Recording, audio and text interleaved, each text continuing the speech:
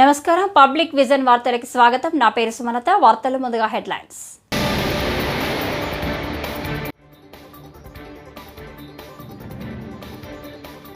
గిరిజన హక్కుల పరిరక్షణకు కట్టుబడి ఉన్న సీఎం చంద్రబాబు.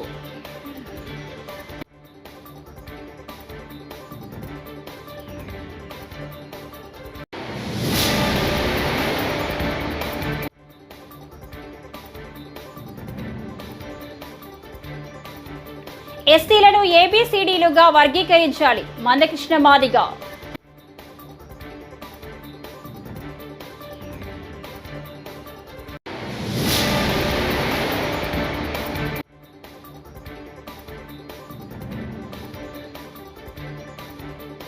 అర్చకుడు రంగరాజన్ను పరామర్శించిన మంత్రి శ్రీధర్ బాబు.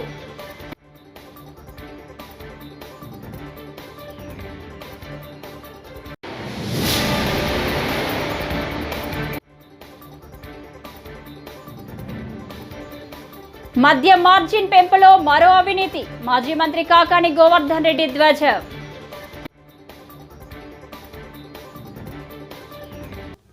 ఇక డీటెయిల్స్ చూస్తే, గిరిజన హక్కుల పరిరక్షణకు కట్టుబడి ఉన్నామని ఆంధ్రప్రదేశ్ ముఖ్యమంత్రి నారా చంద్రబాబు నాయుడు తెలిపారు. 1/70 చట్టాన్ని తొలగించే ఉద్దేశం లేదని స్పష్టం చేశారు. గిరిజన జాతుల అస్తిత్వాన్ని కాపాడుకోవడం అంటే భారతీయ సంస్కృతిని కాపాడుకోవడమేనని తాము బలంగా నమ్ముతున్నామని చెప్పారు.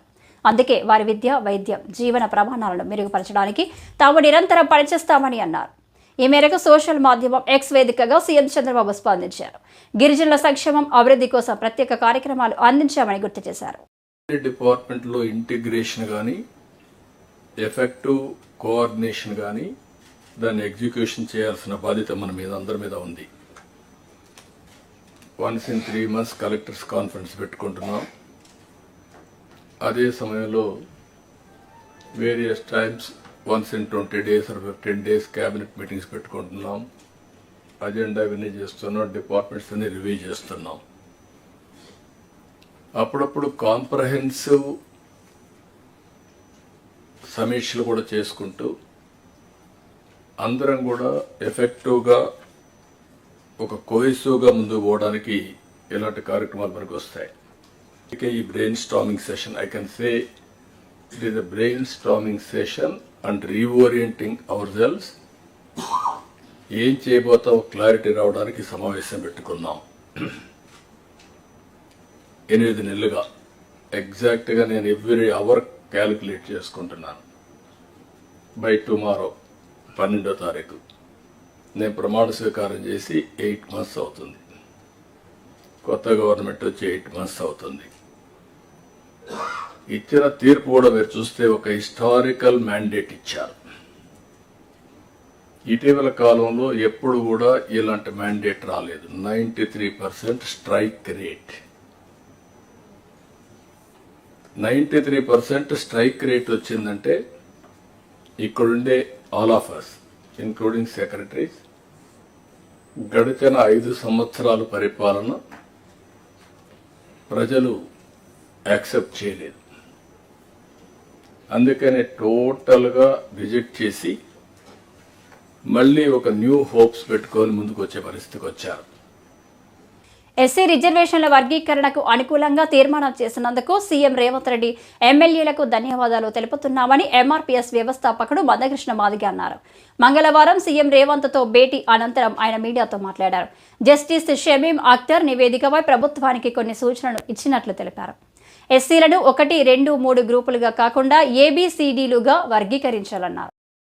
గత 3 దశాబ్దాలుగా ఎస్సీ వర్గీకరణ కోసం జరుగుతున్న పోరాటానికి సుప్రీంకోర్టు తీర్పు తర్వాత వర్గీకరణ అంశాన్ని ముందుకు తీసుకెళ్లే దిశగా తెలంగాణ రాష్ట్ర ప్రభుత్వం సోదరులు రేవంత్ రెడ్డి గారి నాయకత్వంలో మొన్న 4వ తారీఖు నాడు గౌరవ షమీం అఖ్తర్ గారి కమిషన్ నివేదికను అనుసరించి ఎస్సీ రిజర్వేషన్ల వర్గీకరణకు అనుకూలంగా శాసన మండలిలోనూ శాసనసభలోనూ తీర్మానం చేయడం జరిగింది. సోదరులు రేవంత్ రెడ్డి గారు ఎంఆర్పిఎస్ ఉద్యమం ప్రారంభమైన 1 దశాబ్దం తర్వాత దాదాపు ఒక 2 దశాబ్దాల నుంచి తను రాజకీయాల్లోకి రాకముందు, జెడ్పీటీసీ కాకముందు నుంచే ఎంఆర్పిఎస్కు అండగా ఉన్న సోదరులు. ఎన్నో సందర్భాల్లోనూ వర్గీకరణ ఉద్యమంలో భాగస్వామైన వ్యక్తి. సుప్రీంకోర్టు తీర్పు అనంతరం దేశంలో అందరికంటే ముందు శాసనసభలో వర్గీకరణకు అనుకూలంగా ముందుకు తీసుకెళ్తామని చెప్పి శాసనసభలో ప్రకటించడమే కాకుండా ఈరోజు షమీమ్ అఖ్తర్ గారి నివేదికను ఆలస్యం చేయకుండా ఆమోదం తెలిపే విధంగా నిర్ణయాలు తీసుకోవడం జరిగింది. అందుకు మేము ధన్యవాదాలు చెప్తూనే శాసనసభలో తీర్మానం జరిగిన దాని ప్రకారం వర్గీకరణను స్వాగతిస్తున్నాం. అందుకు అనుగుణంగా ముఖ్యమంత్రిగా నిర్ణయాలు తీసుకున్నందుకు ఆయనకు ధన్యవాదాలు చెప్తున్నాం. కానీ కొన్ని లోపాలు రిజర్వేషన్ పర్సెంటేజ్ విషయంలో కానీ లేదా 1 గ్రూపు 2, 3 గ్రూపులకు సంబంధించిన విషయంలో ఒక్కొక్క కులం ఎందులో రావాలనే విషయంలో విద్య, ఉద్యోగ, సంక్షేమ, రాజకీయ రంగాల్లో అత్యంత వెనుకబడ్డ కులాలను ఎందులో చేర్చాలి, మధ్యస్థ కులాలను ఎందులో చేర్చాలి, బాగా డెవలప్ అయిన కులాలను ఎందులో చేర్చాలనే విషయంలో కొంత లోటుపాట్లు జరిగినట్టుగా మేము ఒక వినతి పత్రం ఇవ్వడానికి కూడా ప్రయత్నం ఇచ్చాం. దాన్ని సరిచేసుకోవడం ద్వారా పర్సెంటేజ్ విషయంలోనూ ఏ గ్రూప్లో ఎవరిని కలపాలనే విషయంలోనూ కొన్ని విజ్ఞప్తులు మేము చేయడం జరిగింది. లిఖితపూర్వకంగా కూడా ఇవ్వడం కూడా జరిగింది. అదే సమయంలో ఇక్కడ మేము మొదటి నుంచి ABCD వర్గీకరణ అనే డిమాండ్తో ముందుకు వచ్చేసాం. గతంలో ఉమ్మడి ఆంధ్రప్రదేశ్లో వర్గీకరణ జరిగినప్పుడు కూడా ABCDనే జరిగింది. బీసీలో ABCD వర్గీకరణ ఉన్నది. ఇంకా మైనార్టీలను కలిపి దాన్ని కూడా చేసిన సందర్భాలు కూడా ఉన్నాయి. అట్లనే గ్రూపులకు 1, 2, 3 అనేది కాకుండా ఖచ్చితంగా ABCD అనే దాని మీద 4 గ్రూపులు చేయాలని చెప్పి మేము కోరడం జరిగింది. దానికి ఒక విజ్ఞప్తి చేశాం. దళితుల్లోనే అత్యధిక జనసంఖ్య గల్ల వాళ్ళు మాదిగలు అవుతే, రెండో సంఖ్య గల్ల జనాభా గల్ల వాళ్ళు మాల సోదరులు అవుతే, మూడో అతిపెద్ద జనాభా గల్ల సోదర వర్గం నేతకాని, 4గో దళితుల్లో 1,00,000కు పైగా 1,10,000 ఉండబడే సోదర వర్గం మా బుడగ జంగాలు. ఫస్ట్ గ్రూపులో బుడగ జంగాలను 1,10,000 ఉండబడే బుడగ జంగాలను కలిపి కొన్ని కులాలను కలిపి చిలుకూరు బాలాజీ ప్రధాన అర్చకుడు రంగరాజన్ను మంత్రి శ్రీధర్ బాబు పలువురు కాంగ్రెస్ నేతలు పరామర్శించారు.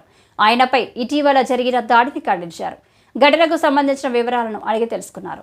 అనంతరం మీడియాతో మాట్లాడుతూ శ్రీధర్ బాబు రంగరాజన్పై దాడికి రాష్ట్ర ప్రభుత్వం తీవ్రంగా పరిగణిస్తుందని తెలిపారు. రామరాజ్యం పేరిట హింసాత్మక చర్యలకు పాల్పడితే ఉపేక్షించామని స్పష్టం చేశారు. చిలుకూరు ఆలయం వద్ద భద్రతను పెంచాలని అధికారులను మంత్రి శ్రీధర్ బాబు ఆదేశించారు. ప్రభుత్వ చీఫ్ విప్ పట్నం మహేందర్ రెడ్డి, కాంగ్రెస్ సీనియర్ నేత వి హనుమంతరావు, ఎమ్మెల్యే కాళ యాదయ్య తదితరులు మంత్రి వెంట ఉన్నారు.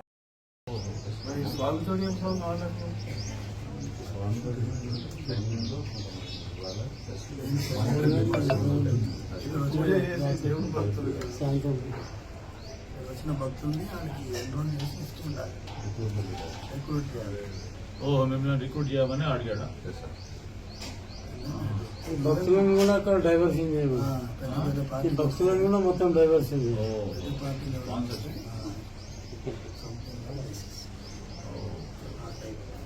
గుడి అనుకుంటున్నాను. వాళ్ళు పబ్లిక్ లో ఉంటే సాహసం చేయరు. నేను ఒంటరిగా ఉండి నా రూమ్ లో. That is very danger.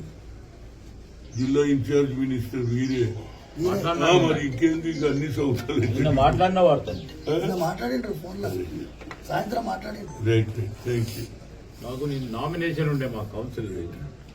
ఆయన ఇవాళ సంబంధం కాదు కదా.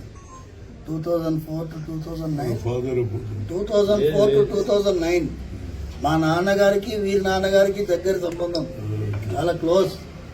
అయితే సెలెక్ట్ కమిటీలో మొత్తం నడిపించిండ్రు. ఎండోమెంట్ యాక్ట్ అమెండ్మెంట్, ఇప్పుడు దాని ఇంప్లిమెంటేషన్ కోసం మళ్ళా అప్పుడు రాజశేఖర రెడ్డి గారు ఉన్నప్పుడు అమెండ్మెంట్ కోసం పెద్ద స్వామి గారు బాగా రోజు పొద్దున అసెంబ్లీకి వస్తుండే, కొట్లాడుతుండే సీఎం గారితో. చిలుకూరు బాలాజీ ఆలయానికి సంబంధించిన ప్రధాన అర్చకుడు వంగరే రంగరాజన్ గారి దాడిపైన జరిగిన దాడిని ప్రభుత్వం తీవ్రంగా ఖండిస్తామని, రామరాజ్యం పేరిట ఎవరైనా హింసాత్మకమైన ఘటనలు చేసినా ప్రభుత్వం చూస్తూ ఊరుకునేది లేదు, ఉపేక్షించేది కూడా లేదు. ఈరోజు దాడులు చేసిన వారిపై కఠినంగా ప్రభుత్వం వ్యవహారం చేస్తుంది. జరిగిన సంఘటనకు సంబంధించిన సమాచారాన్ని పూర్తి స్థాయిలో ఒక పక్షాన వెనువెంటనే ఆ నిందితులను అరెస్ట్ చేస్తూ ART సవరణ చేసి మార్జిన్ 14% పెంచడం ద్వారా ఏకంగా 1000 కోట్లు తన నివాసానికి వెళ్లేలా సీఎం చంద్రబాబు రోడ్ మ్యాప్ వేసుకున్నారని నెల్లూరు జిల్లా వైఎస్ఆర్సీపీ అధ్యక్షుడు మాజీ మంత్రి కాకాని గోవర్ధన్ రెడ్డి ఆరోపించారు. మార్జిన్ పెంపు ద్వారా ప్రభుత్వ ఆదాయానికి 3000 కోట్లు గండి కొట్టిన చంద్రబాబు ఆ డబ్బంతా ఎల్లో సిండికేట్ జేబుల్లోకే వెళ్లేలా ప్లాన్ చేశారని ఆయన దుయ్యబట్టారు. చేయకపోవడమే కాకుండా ఇచ్చినటువంటి హామీలకు వ్యతిరేకంగా భిన్నంగా ఈరోజు వ్యవహరించేటువంటి చంద్రబాబు నాయుడు తీరుని ప్రజలు తప్పుపట్టేటువంటి పరిస్థితి ఏర్పడింది. దానిలో ఈరోజు అనేక రకాలైనటువంటి స్కాములు మనం చూస్తున్నాం. అనేక రకాలైనటువంటి ఈ పరిపాలనలో పొరపాట్లు ప్రజలు అందరం గమనిస్తున్నాం. ప్రతిపక్ష పార్టీగా వైఎస్ఆర్ కాంగ్రెస్ పార్టీ ఎప్పటికప్పుడు చంద్రబాబు నాయుడు అనుసరిస్తున్నటువంటి ప్రజా వ్యతిరేక విధానాలని ప్రజల్లోకి తీసుకెళ్లేటువంటి ప్రయత్నం జరుగుతుంది. ఇప్పుడు మరలా చంద్రబాబు నాయుడు గారు లిక్కర్ రేట్లకు సంబంధించి బాదుడు కార్యక్రమాన్ని, ఎందుకంటే చంద్రబాబు నాయుడు బాదుడు కార్యక్రమం కొనసాగింపులో భాగంగా లిక్కర్ రేట్లకు సంబంధించి నిన్ననే జీవో ఇష్యూ చేశాడు. ఈ రోజు నుంచి ఆంధ్ర రాష్ట్రంలో లిక్కర్ రేట్లు పెరగడం జరిగింది. ఈ ఒక్కసారి మనం చూస్తే జగన్మోహన్ రెడ్డి గారు ముఖ్యమంత్రిగా ఉన్నప్పుడు ప్రభుత్వ రంగంలో, ప్రభుత్వ ఆధీనంలోనే ఈ మద్యం దుకాణాలన్నీ నడిచేవి. దానివల్ల వచ్చేటువంటి ఆదాయం ఏదైతే ఉందో అది మొత్తం ప్రభుత్వానికే వచ్చేటువంటి పరిస్థితి ఉండేది. కాబట్టి దానికి మొట్టమొదటి స్కామ్ ప్రభుత్వ రంగంలో ఉన్నటువంటి, ప్రభుత్వ ఆధీనంలో నడిచేటువంటి మద్యం దుకాణాలని ఒక పథకం ప్రకారం ఎత్తివేయడంతో చంద్రబాబు నాయుడు ఈరోజు దీనికి సంబంధించి లిక్కర్ స్కామ్కు సంబంధించి మొట్టమొదటి అడుగు వేయడం జరిగింది. ఎత్తివేసిన తర్వాత మొత్తం వాటిల్ని ప్రైవేట్ వ్యక్తులకి కట్టబెట్టేటువంటిది. అంటే ప్రైవేట్ వ్యక్తులంటే తనకి సంబంధించినటువంటి టీడీపీ వాళ్ళకి కట్టబెట్టేటువంటి ప్రయత్నం చేయడం జరిగింది.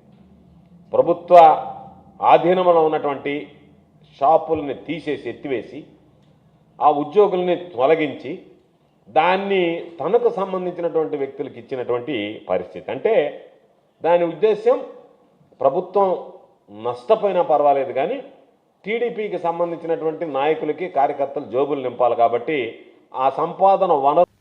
తిరుమల శ్రీవారిని సినీ నటుడు కార్తీ దర్శించుకున్నారు. మంగళవారం ఉదయం వీఐపీ ప్రారంభ దర్శన సమయంలో ఆయన కుటుంబ సభ్యులతో కలిసి స్వామివారి సేవలో పాల్గొన్నారు. దర్శనానంతరం రంగనాయకుల మండపంలో స్వామివారి తీర్థ ప్రసాదాలను తీర్చిదిద్దే అధికారులు ఆయనకు అందజేశారు.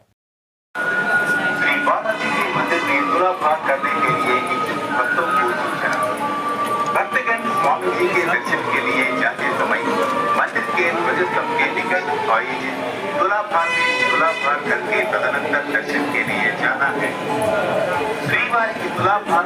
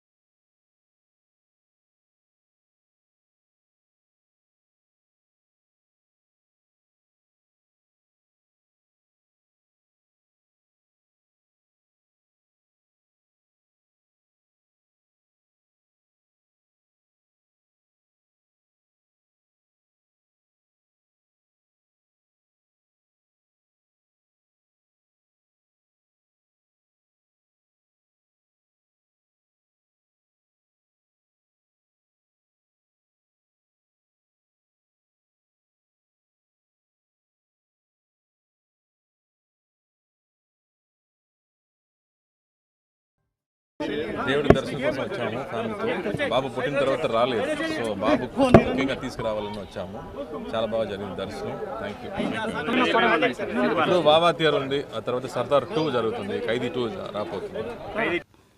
6 ఒకరిపై ఉన్న కోపాన్ని లైలా సినిమాపై చూపించొద్దని, విడుదలకు ముందే దాన్ని చంపొద్దంటూ విశ్వక్ సేన్ విజ్ఞప్తి చేశారు. ఆయన హీరోగా దర్శకుడు రామ్ నారాయణ్ తెరకెక్కించిన చిత్రం ఇది. ఈ నెల 14న విడుదల కానుంది. ఈ సందర్భంగా ఆదివారం సాయంత్రం నిర్వహించిన ప్రీ రిలీజ్ ఈవెంట్లో నటుడు పృథ్వీరాజ్ చేసిన వ్యాఖ్యలు చర్చనీయాంశమయ్యాయి. దానిపై విశ్వక్ సేన్, నిర్మాత సాహు గారపాటి ప్రెస్ మీట్ నిర్వహించి వివరణ ఇచ్చారు. బాస్, మీకు నన్ను లాగితే ఏమొస్తుంది చెప్పండి? అది మా కంట్రోల్లో జరగలేదు.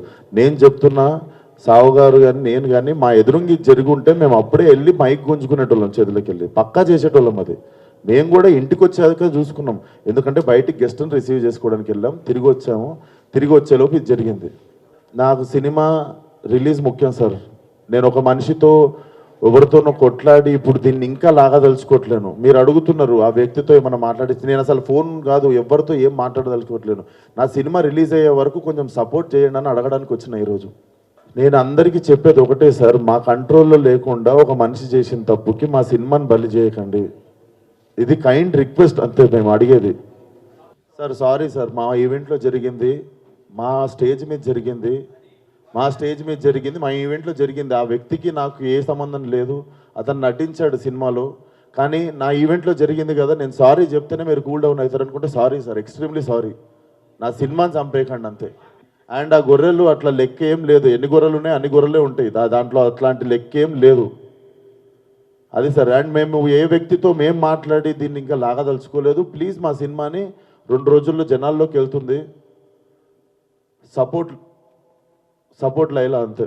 మాకు కూడా ఏంటంటే మేము కూడా సోషల్ మీడియా ద్వారా చూసాము. నైట్ వెళ్ళిపోయినాక సోషల్ మీడియాలో బాయ్కాట్ లైలా అని ట్రెండింగ్ అన్నీ చూసి మేము షాక్ గురయ్యాము. యాక్చువల్గా చెప్పాలంటే అది మాట్లాడిన వ్యక్తి మాట్లాడేటప్పుడు అసలు నేను కానీ హీరో గారు కానీ అక్కడ లేము. మేము చిరంజీవి గారి కోసం బయటికి వెళ్ళాము. అది జరిగేటప్పుడు అక్కడ మా నోటీస్ లేకుండా జరిగింది. But end of the day ఇది సినిమా, అది ఒకళ్ళు ఇద్దరిది కాదు, థౌజండ్స్ ఆఫ్ పీపుల్ కష్టపడి పనిచేసి ఒక అవుట్పుట్ తీసుకొచ్చేదే మన ప్రేక్షకుల్ని మెప్పించడానికి. సో ఇది వేరేగా వెళ్ళటం వల్ల అది పనిచేసిన ప్రతి ఒక్కరికి అది ఇబ్బందికరమైన వాతావరణం కలిగిస్తుంది. సో మేము రిక్వెస్ట్ చేసేది ఏంటంటే సినిమాని సినిమాలాగా చూడండి, అంతేగాని అది దానికి వేరేది చేసి అది నెగిటివ్ దాంట్లో తీసుకెళ్ళేది కాకుండా, ఇది ఒకళ్ళు ఇద్దరని కాదు, ఇట్స్ ఎవ్రీబడీస్ ఎఫర్ట్. రాష్ట్రంలో కూటమి ప్రభుత్వంలో విద్యారంగం నానాటికి భ్రష్టు పట్టిపోతుందని, ముఖ్యంగా బడి పిల్లలకు మధ్యాహ్న భోజన పథకం గోరుముద్దను నీరు గార్చిన ప్రభుత్వం పిల్లలకు పురుగుల అన్నం పెడుతుందని వైఎస్ఆర్సీపీ విద్యార్థి విభాగం వర్కింగ్ ప్రెసిడెంట్ ఏ రవిచంద్ర ఆక్షేపించారు.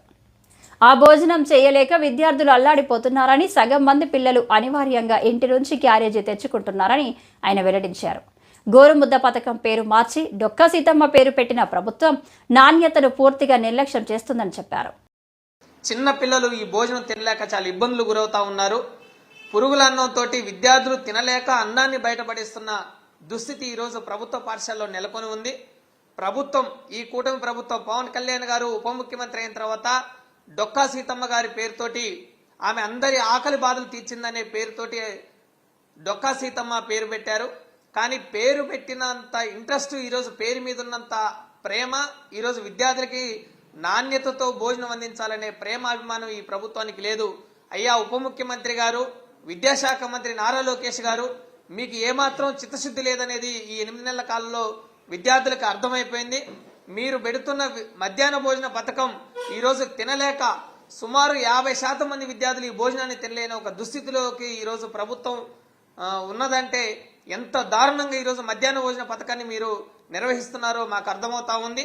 ఈరోజు ప్రభుత్వ పాఠశాలలో చదువుతున్న విద్యార్థులకి మధ్యాహ్న భోజన పథకాన్ని పరిశీలిస్తే ఎంత దారుణంగా విద్యార్థులు తినలేక ఇంటి దగ్గర నుంచి లంచ్ బాక్సులు తెచ్చుకుంటున్న దుస్థితి ఈ రాష్ట్రంలో ఉంది. గతంలో జగన్మోహన్ రెడ్డి గారి 5 ఏళ్ల పాలనలో మధ్యాహ్న భోజన పథకం మీద చాలా ఇంట్రెస్ట్ పెట్టారు. జగనన్న గోరుముద్దగా దాన్ని పేరు పెట్టుకొని విద్యార్థులకి చాలా నాణ్యతమైన భోజనాన్ని అందించారు. ఏ రోజు ఏ వారం ఏమి భోజనం పెట్టాలో విద్యార్థులకు ఒక మెనూ చార్టును రూపొందించి సోమవారం నుంచి శనివారం వరకు విద్యార్థులకు అందిస్తున్న భోజనం దాని మీద ఏ రోజు ఏం పెట్టాలో, వారానికి ప్రతిరోజు కోడిగుడ్డు పెట్టాలి, రాగి జావా, చిక్కి ఇలా పెట్టాలి అని జగన్మోహన్ రెడ్డి గారి పాలనలో 5 ఏళ్ల కాలంలో బ్రహ్మాండంగా దాన్ని నాణ్యతతోటి అందించారు. దీన్ని మానిటరింగ్ చేయడానికి కమాండ్ కంట్రోల్ సెంటర్ ని పాఠశాల విద్యాశాఖ కిరణ్ రాయల్పై ఆరోపణలు చేసిన లక్ష్మీరెడ్డిని చీటింగ్ కేసులో అదుపులోకి తీసుకున్న పోలీసులు వైద్య పరీక్షల అనంతరం ఆమెను తిరుపతి కోర్టులో హాజరుపరిచారు.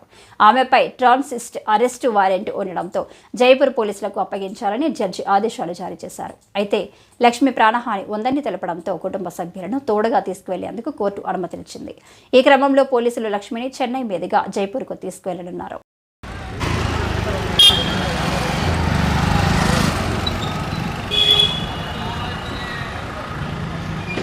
జైపూర్ రాష్ట్రంలో చందావాజీ రూరల్ పోలీస్ స్టేషన్లో నమోదైనటువంటి 2021 నమోదైన క్రైమ్ నెంబరు 417/2021 కేసులో ఈరోజు జైపూర్ పోలీసులు వచ్చి టి లక్ష్మి గారిని అరెస్ట్ చేయడం జరిగింది. సదరు లక్ష్మి గారిని సుప్రీంకోర్టు గైడ్లైన్స్ ప్రకారము ఫాలో అవ్వమని చెప్పేసి అరెస్టు చూపించాలనే ఉద్దేశంతో మేము పోలీసు వారిని సదరు జైపూర్ పోలీసు వారిని కోరడం జరిగింది. పిటిషనర్ తరఫున అక్యూజ్డ్ తరఫున అందులో వారు మేజిస్ట్రేట్ ముందు ప్రొడ్యూస్ చేశారు. మేజిస్ట్రేట్ గారు కూడా ట్రాన్సిట్ వారెంట్ ఉన్నది కాబట్టి అనుమతిస్తూ ఆవిడకు థ్రెట్ ఉంది కాబట్టి ఆవిడంటే థ్రెట్ ఉందని చెప్పి జడ్జి గారికి చెప్పుకున్నారు. కాబట్టి దాన్ని దృష్టిలో పెట్టుకుని ఆవిడతో పాటు ఆవిడ అబ్బాయిని వాళ్ళ బంధువులు ఎవరైనా అకంపెనీ అవ్వమన్నారు జైపూర్ వరకు. జైపూర్లో మన హైకోర్టు అడ్వకేట్ బాలా గారు జైపూర్లో అడ్వకేట్ ఎంగేజ్ చేశారు. సో ఇది బెయిలబుల్ అఫెన్సే. జైపూర్ కోర్టు ప్రొడ్యూస్ చేసినా కూడా బెయిల్ వచ్చేసే వ్యవహారమే కాబట్టి ఇప్పుడు తిరుపతి కోర్టు వ్యవహారం ఇక్కడితో ముగిసింది. నిందితురాలు అని చెప్పి వాళ్ళు చెప్తున్నారు. వాళ్ళు చెప్పిన కాపీల్లో హిందీలో ఉంది. అది మామూలుగా గైడ్లైన్స్ ప్రకారం ఇంగ్లీష్లో ట్రాన్స్లేషన్ కాపీ ఇవ్వాలి. సరే, అందుకు డిలే అయింది. ఆ ట్రాన్స్లేషన్ కాపీ లేనందువల్ల ఉదయం నుండి నేను కోరుకున్నది అదే. ట్రాన్స్లేషన్ కాపీ సర్వ్ చేయట్లేదు, ఏ కేసు నుంచి తెలియట్లేదు, ఆ లాంగ్వేజ్ రాదు మాకు అంటే ఇప్పుడు జడ్జి గారు కూడా అదే మాట చెప్పారు. అదే ట్రాన్స్లేట్ కాపీ కోసం వాళ్ళు ఇప్పుడు ప్రయత్నిస్తున్నారు. హిందీ నుండి ఇంగ్లీష్ ట్రాన్స్లేషన్ కాపీ ప్రొడ్యూస్ చేసిన తర్వాత ఆవిడని జైపూర్ తీసుకెళ్తారు. ఆవిడతో పాటు వాళ్ళ అబ్బాయి కూడా ఉంటారు. వాళ్ళు చెప్పడం అంటే ఈవిడ దగ్గర నుండి 2 లక్షల రూపాయలు వేరే అకౌంట్కు ట్రాన్స్ఫర్ అయింది. వేరే వాళ్ళ దగ్గరికి మన తిరుపతి వాళ్ళు తెలిసిన వాళ్ళ దగ్గర ట్రాన్స్ఫర్ అయింది. వాళ్ళు ఏదో బిట్ కాయిన్ కొన్నామని చెప్పేసి అంటున్నారు. కానీ సదరు పోలీస్ ఆఫీసర్ సరిగ్గా చెప్పట్లేదు. అవి హిందీలో ఉంది. ఎఫ్ఐఆర్ కాపీ ఇంకా ఇప్పటిదాకా ఇవ్వలేదు. ఎఫ్ఐఆర్ కాపీ ఇస్తున్నారు. ఓవరాల్గా అయితే ఏదో చీటింగ్ కేసు 420 కేసు నమోదైంది. అమౌంట్ ట్రాన్సాక్షన్ చెప్పేసి బిట్ కాయిన్ కోసం ఈవిడ అకౌంట్ నుండి 2 లక్షలు ఈవిడ బాధితురాలు. అందులో ఈ కేసులో యాక్చువల్గా చెప్పండి ఈవిడ బాధితురాలు. ఈవిడ అకౌంట్ నుండి ఇల్లీగల్గా 2 లక్షలు ట్రాన్స్ఫర్ చేసుకున్నారు వాళ్ళు. కాకపోతే అప్పుడు ఎందుకు ఏమి విషయాలు పూర్వపరాలు తెలియవు. అది జైపూర్ కోర్టు తెలియ వ్యవహారము. ఈవిడైతే నిర్దోషిగా బయటకు వస్తున్న నమ్మకం నాకైతే ఉంది. పాణ్యం మేజర్ గ్రామ పంచాయతీలో ఈఓఆర్డి చంద్రమౌళీశ్వర్ గౌడ్ అవినీతి భాగోతంపై ఉప సర్పంచ్ పాలెం చంద్రారెడ్డి సర్పంచ్లు మండిపడ్డారు.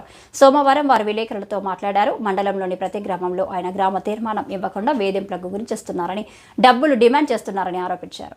ప్రభుత్వం నుండి విడుదలైన 15వ వార్షిక సంఘం పేమెంట్ను ఇవ్వకుండా నిలిపివేశారని ఆవేదన వ్యక్తం చేశారు. ఈరోజు పాణ్యం మండలంలో దాదాపు గోనరంలో 1,20,000 కూడా డ్రా చేయడం జరిగింది. కావాలంటే మీరు ఎంక్వైరీ చేసుకోవచ్చు. ఎందుకంటే మస్టర్లు వేసి తీసుకోవడం జరిగింది. అదేవిధంగా భూపన్పాట్లో, అదేవిధంగా కొణిదేట్లో, అదేవిధంగా గోరకల్లులో ఈ విధంగా తీసుకోవడం కూడా జరిగింది. ప్రతి మండలంలో ఒక సర్పంచులు భయపడుతున్నారు, ఒక సెక్రటరీలు భయపడుతున్నారు.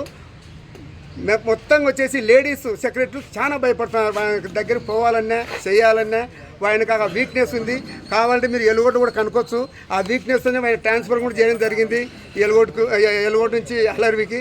మళ్ళీ ఈరోజు కూడా అదే పని మీద ఉన్నాడు.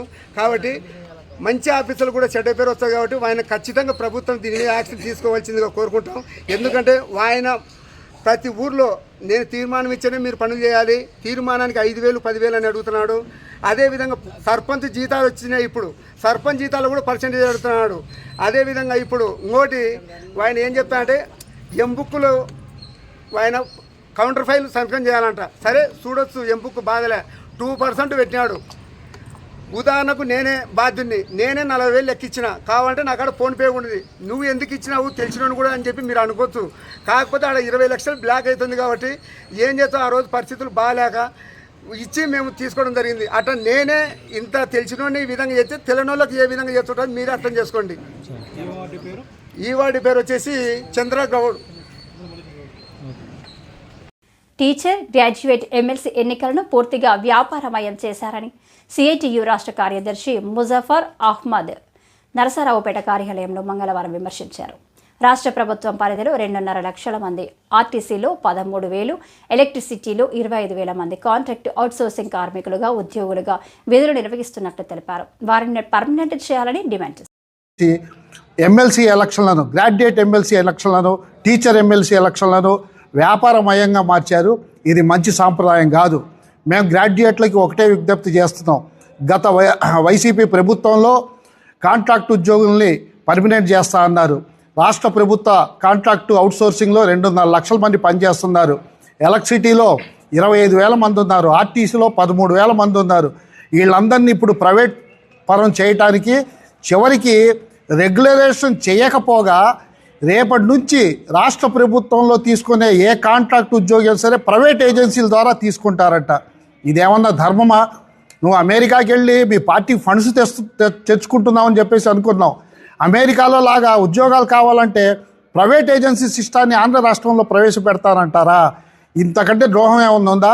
అందుకోసమే రేపు ఆలపాటి రాజేంద్ర ప్రసాద్ గారికి ఓటేస్తే ఇంకాస్త గ్రాడ్యుయేట్ల పరిస్థితి నిరుద్యోగులుగా మారి రోడ్డు మీద పడతారు మినహాయిస్తే ప్రత్యామ్నాయం శక్తిగా ఉండి రెగ్యులరైజేషన్ కోసం, వాళ్ళ టైం స్కేల్ కోసం, వాళ్ళ హక్కుల కోసం పోరాడుతున్న పీడీఎఫ్ ఎమ్మెల్సీలు వాళ్ళని గెలిపిస్తేనే మనకు న్యాయం జరిగిద్దని చెప్పేసి మేము ఈరోజు కృష్ణా జిల్లా, గుంటూరు జిల్లా మొత్తం ఈ వార్తలు ఇంతటితో సమాప్తం. నమస్కారం.